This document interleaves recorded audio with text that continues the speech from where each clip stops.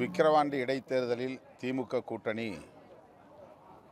மக்களின் பேராதரவோடு அமோக வெற்றி பெறும். அதிமுக இந்த தேர்தலில் போட்டியிடாமல் பின்வாங்கியிருப்பது என்ன ராஜதந்திரம் என்று விளங்கவில்லை. அதிமுகவுக்கு இது பெரும் பின்னடைவை ஏற்படுத்தும். சாதிய மதவாத சக்திகளுக்கு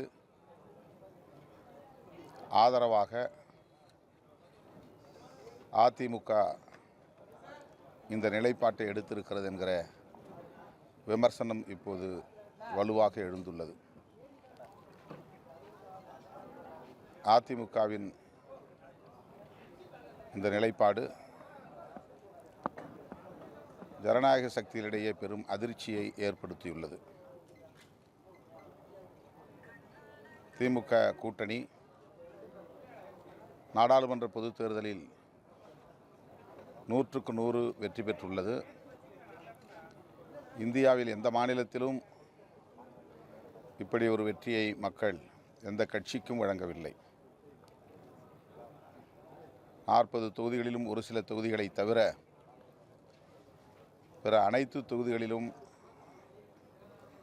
லட்சக்கணக்கான வாக்குகள் வித்தியாசத்தில் திமுக கூட்டணி வேட்பாளர்கள் வெற்றி பெற்றுள்ளனர்.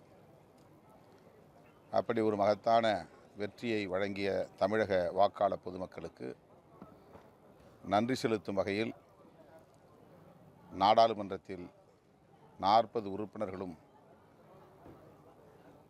தமிழக நலன்கள் குறித்து வலுவாக குரல் கொடுப்போம்.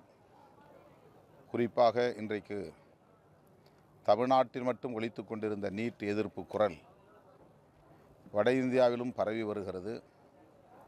இது தமிழ்நாட்டு மக்களின் தமிழ்நாட்டு மக்கள் முன்னெடுத்த அரசியலுக்கு கிடைத்த வெற்றி. நீட் எதிர்ப்பை இன்னும் வலுப்படுத்துவோம். அகில இந்திய அளவில் அதனை திரும்ப பெற வலியுறுத்துவோம்.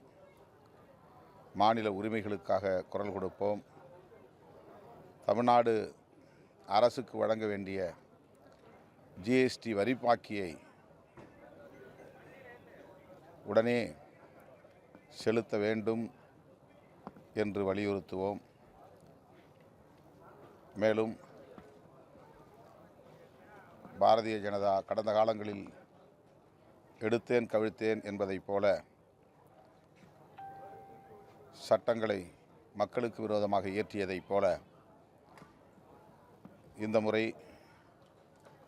அவ்வாறு செயல்பட முடியாது. அதற்கு திமுக கூட்டணி, இந்தியா கூட்டணி இடம் கொடுக்க வாய்ப்பில்லை.